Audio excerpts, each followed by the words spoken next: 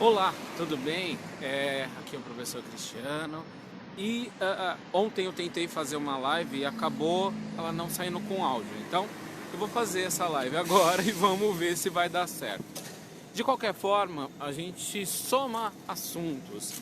Afinal de contas, não dá pra gente nesse momento político que nós estamos, nesse momento social que nós estamos, a gente guardar o que a gente pensa, porque senão vai acabar não dando muito certo, né? Mas vamos lá. Primeiro, ontem eu fiz um vídeo sobre ignorâncias, né? E é legal falar sobre ignorâncias porque cada momento que a gente olha as redes sociais, a gente percebe mais momentos de ignorâncias. Então, a gente precisa levar isso em consideração. As pessoas elas deixam a informação de lado para os seus achismos e preferem mentiras contadas por grupos específicos de pessoas no lugar da realidade. Então as pessoas preferem as falas de alguns contra a fala de outros. E essas preferências por falas de uns e falas de outros faz com que essas pessoas sejam cada vez mais vítimas de grupos que estão alinhados em enganar para que tenha poder. Então a enganação voltada para o poder. Isso eu acho que é bastante importante da gente falar deste jeito, utilizando essas palavras. E o exemplo que eu utilizei ontem, eu vou somar as coisas que a gente vê hoje. Então ontem eu falei sobre o sequestrador do Rio de Janeiro, que foi morto,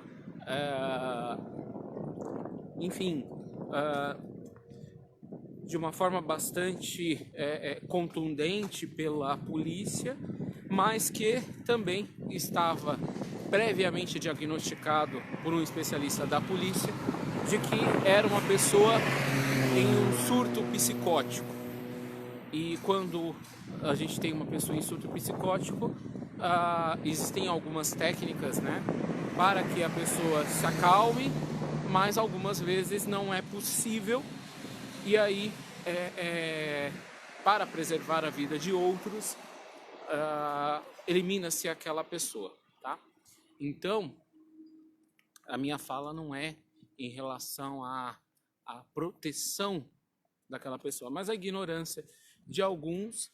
Entende-se que quando a gente declara que aquela pessoa ela não é um ladrão, porque ele não roubou pessoas, não retirou algo das pessoas, e sim uma pessoa que estava em surto psicótico, segundo a própria polícia, algumas pessoas ficam declarando que a gente está protegendo aquela pessoa, aquele agressor, e não apenas dizendo que é um caso clínico que revela algumas incompetências clínicas que fazem com que aquelas pessoas possam entrar em surto. Afinal de contas, qualquer pessoa pode entrar em surto a qualquer momento, porque faz parte aí do funcionamento do cérebro de algumas pessoas.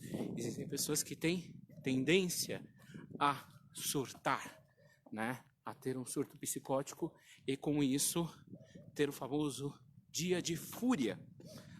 O outro assunto que eu falei ontem foi sobre a chuva negra, né? Com as nuvens negras que invadiram o sudeste e que estavam carregadas de uma substância chamada reteno. Essa substância, ela pode...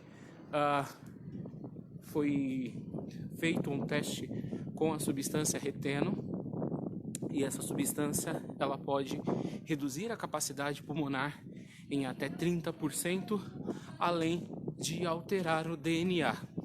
E a substância reteno ela é pertinente à queima de biomassa, né?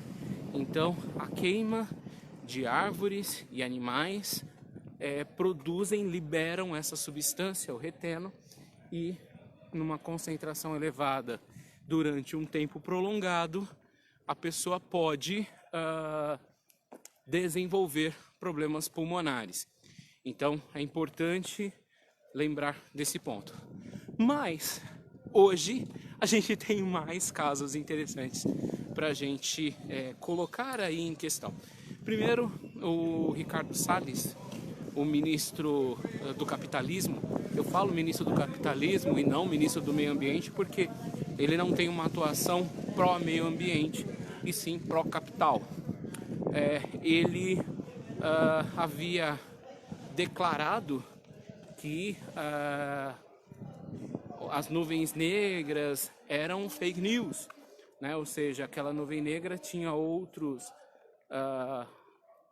outra origem e que, por conta dessa outra origem, algumas pessoas estavam dizendo que era por conta do incêndio que está devastando a Amazônia. Foi provado que não, né? Que na verdade fake news que ele colocou essa imposição de uma pseudo-verdade, onde alguns governos utilizam essa pseudo-verdade para enganar pessoas. Um exemplo bastante clássico dessa pseudo-verdade é o que ocorre na Coreia do Norte, em que o governo coreano conta mentiras constantemente para as pessoas, enganando-as, fazendo-as acreditar que, por exemplo, a Coreia do Norte é o melhor país a se viver. A mesma coisa acontece nos Estados Unidos, em que o presidente Donald Trump diz alguma série de mentiras de forma tão deslavada, tão surreal, que a própria oposição acaba caindo nas armadilhas das mentiras. Porque aí ele faz aquele truque do mágico, né? Chama atenção para uma mão, porque a outra mão é que está fazendo a cena. E isso é importante porque o governo Bolsonaro faz exatamente a mesma coisa, né? Ele apresenta um absurdo com uma mão para que na outra faça a ação dele, o objetivo dele. E nessa minha fala eu não estou dizendo que o objetivo é positivo ou negativo, eu não estou entrando em nada disso. Eu estou apenas colocando que a mentira, a ignorância, ela é colocada por quê? Porque existe um grupo de pessoas que acredita, divulga, promove e gera ódio para manter uma polarização. E a manutenção dessa polarização é a esperança que esse tipo de político tem para tentar se eleger em 2020. Isso significa o quê? Uma tentativa de manutenção de uma ideologia fracassada, porque ela não tem conteúdo, e uma ideologia ela só tem sucesso se ela tem conteúdo, uma ideologia fracassada que só está e só existe pela manutenção do ódio e das ignorâncias. Isso é importante da gente falar sobre isso, né? Olhar aí no teu olho e falar sobre isso, porque é assim que esse governo age. E o mais interessante é que os governos anteriores também agiam de forma bastante semelhante, né? Criando ódio, criando separação, para que as pessoas, no momento em que observassem qualquer pessoa que promove a união, essa pessoa era vista como fraco. E aí um grande exemplo interessante está na festividade que o governador do Rio de Janeiro fez em relação à morte do sequestrador, e que hoje invade nas redes sociais as pessoas querendo dizer que gostariam que um governador que segura o rifle na mão fosse o governador do seu estado e não o seu governador. E aí fazendo uns memezinhos comparando uma coisa com a outra. O que é interessante de ver nesse aspecto é que, na verdade, é apenas uma famosa propaganda, semelhante ao que o nazismo fazia, para mostrar poder. E o que é mais interessante nisso é que, por exemplo, o governador do Rio de Janeiro gosta de posar com rifle, mas não fez absolutamente nada contra os líderes do narcotráfico. Ele apenas abate pequenos peões. Não sei se ele tem interesse na manutenção dos chefes do narcotráfico. Ele deveria ter coragem para enfrentá-los.